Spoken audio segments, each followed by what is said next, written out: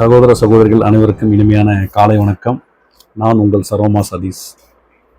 நமது ஐயா பேப்பர் சித்தர் மகுடஞ்சாவடியின் மகுடம் சுப்பிரமணிய சுவாமிகள் அவர்களை நான் முதலில் சந்தித்த பொழுது 100 கோடி தறி ஓடுது, 100 கோடி லோடு வந்துச்சு, இதெல்லாம் சொன்னார். ஒன்றுமே புரியல எனக்கு.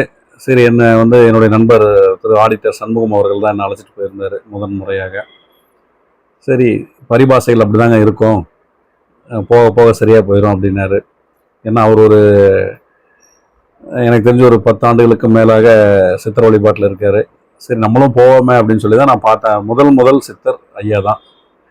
அதுக்கப்புறம் பார்த்தீங்கன்னா வாரத்தில் 1 நாள் 2 நாள் ஆச்சு. அப்படியே போயிட்டு இருக்கும்போது ஒரு முறை, ஒரு 6வது முறை நான் ஐயாவை சந்திக்க போகும்பொழுது ஆடிட்டர் திரு சண்முகம் அவர்கள் நானும் வருவதாக கூறியிருந்தார். அவருடன் நான் வாகனத்தில் சென்று கொண்டிருந்தேன்.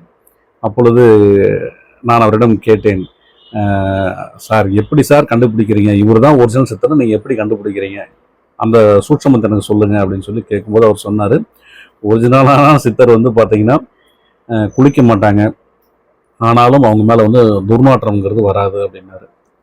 மொதல் பாயிண்ட்டே விக்கெட் விழுந்துருச்சு. என்னடா இவர் இப்படி சொல்கிறாரு, ஆனால் அன்னைக்கு ஐயா மேலே ஒரு யூரின் ஸ்மெல் மேலே அடிச்சது, என்னடா அது எனக்கு ஒன்றுமே புரியலையே, இவர் இப்படி சொல்கிறாரு, சரி பார்ப்போம் அடுத்து என்ன சொல்கிறாருன்ட்டு. அடுத்து சொன்னார், பொருளுக்கு ஆசைப்பட மாட்டார்கள் அப்படின்னு சொல்லி சொன்னார், பணத்திற்கு ஆசைப்பட மாட்டார்கள் அப்படின்னு சொல்லி சொன்னார். பணத்துக்கு ஆசைப்பட மாட்டாங்கன்னு சொல்கிறாரு, ஆனால் அங்கே வர்றவங்கெல்லாம் 100, 200, 500, 2000 அப்படின்னு பணத்தை கொடுக்குறாங்க.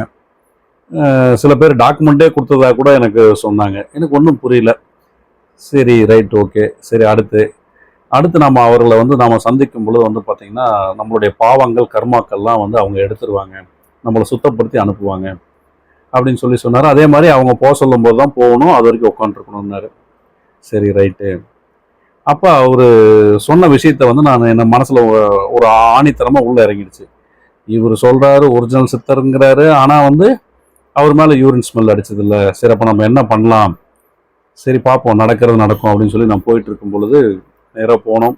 அந்த வேப்ப மரத்தடியில் எல்லாம் அமைதியாக உட்காந்துட்டு இருந்தாங்க. ஒரு 10லேருந்து 15க்கும் மேற்பட்ட நபர்கள் உட்காந்து பார்த்துட்டு இருந்தாங்க. அப்போ ஐயா என்னை கூப்பிட்றாரு, இப்படி விரலை இப்படி ஆட்டுறாரு, வாங்குறாரு. நான் நேராக போனேன். கால் மேலே காலை போட்டுட்டு அப்படியே ஜம்முன்னு உட்காந்துருக்கிற ஐயா விரலை இப்படி ஆட்டினோட நான் போனேன். எனக்கு முன்னாடி என்னுடைய ஆடிட்டர் திரு சண்முகம் சார் அவர்களும் வந்தார். 2 பேரும் போனோம். போய் விபூதியை கையில் கொஞ்சம் கொடுத்தாரு.